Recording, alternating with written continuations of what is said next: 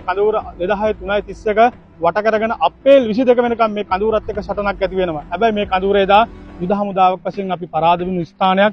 හේතුව තමයි අප්‍රේල් 22 කියනවා මේ කඳවුර අතහැරලා යන්න කියන. හැබැයි එදා සොල්දාදු 1800කට වැඩි පිරිසක් තමන්ගේ ජීවිතේ වතුර ටිකක්වත් නැතුව අහිමිච්ච කඳවුරක් තමයි මේ අලිමංකඩ කියන. හේතුව විශේෂයෙන්ම එදා ඒ සොල්දාදුගේ වතුර ප්‍රවාහනේ සෑම දෙයක්ම මෙතන ඉඳන් කිලෝමීටර් 4ක් යා අයියකච්චි නිඳ ආලදී ලංකාවේ තිබු හොඳම වතුර අන්න ඒ නිඳන් තමයි මේ කඳුරට වතුර සෑම දෙයක් ප්‍රවාහනය කරේ. හැබැයි LTT එක ඒ කුවේනි හන්දියෙන් ඇවිල්ලා ඒ අයියකච්චි නිදින නිඳ තමයි ඉස්සරව මල්ලගෙන මේ කඳුරත් එක්ක සටන් කරේ. LTT සංවිධානයේ එදා ප්‍රහාර දියත් කළේ හමුදා කඳවුරු වලට ජලය සපයන ප්‍රධාන මූලාශ්‍ර වූ අයියකච්චි ලිඳ ඉලක්ක කරගෙනයි.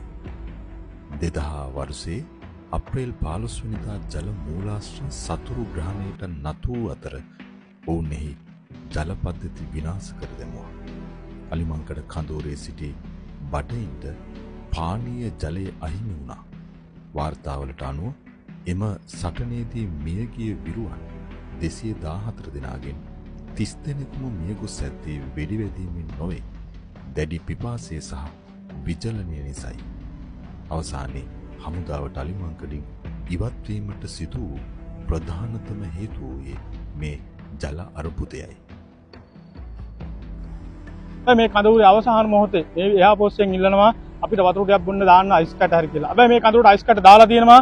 හැබැයි මේ කඳවුරේ එදා තිබු යුද්ධයත් එක්ක එදා චොපර් මේ ගානින් නංගන්න බැරි වෙලා පහත් කරන්න බැරි කොමට මේ ඔක්කොම LTT ලයින් එකට තමයි වැටලා තියෙන්නේ. හැබැයි මේ කඳවුර 2004 22 අප්‍රේල් 22 මේ කඳවුර සම්පූර්ණ විනාශ වෙලා අලිමංකඩ කියන ස්ථානයේ අපිට අහිමි වෙලා මේ ස්ථානයෙන් දැන් කිලෝමීටර ගාණක් මුහුමාලියා මේ යතුල්පාල කෙරාලි කියන දක්වා මේ කඳවුර අතහැරලා පලා යනවා.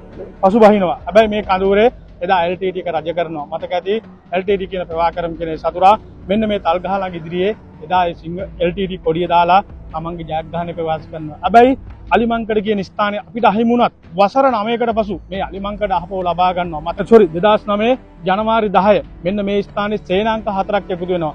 උතුරෙන් එනවා සේනාංක 2ක් 53 හා 55. දකුණෙන් එනවා සේනාංක 2ක් 57 හා 58. මෙන්න මේ ස්ථානයේ 2009 ජනවාරි 10 මුණ ගැසිලා මේ ස්ථානයේ වසර 9කට පසු ඒ අලිමංකඩ කියන ස්ථානය ලබාගෙන මේ ස්ථානයෙන් දැන් නන්දිකඩා කලපුව දක්වා කිලෝමීටර් 42ක් තරණය කරනවා. හැබැයි මේ කිලෝමීටර් 42 දින 129ක් ඇතුළත මේ අඟලක් ගන්න එදා දාඩි හලලා ලේ හලලා අර නන්දිකඩා කලපුවෙන් 2009 මැයි 18 මේ රටට අපිට දහස් සාමයක් උදා කරලා දෙනවා අද රටේ ලස්සනට ජීවත් වෙන්න. හැබැයි ඒ වෙනුවෙන් මේ ත්‍රිවිධ හමුදායම 27000කට වැඩි පිරිසක් අහිංසක දෙමාපියන්ගේ දරුවෝ මේ මහ පොළොව බදාගෙන සිඹගෙන ඉවරයි. දැනටත් මේ රටේ ආබාධ විරු ඉන්නවා 14000කට වැඩි පිරිසක්.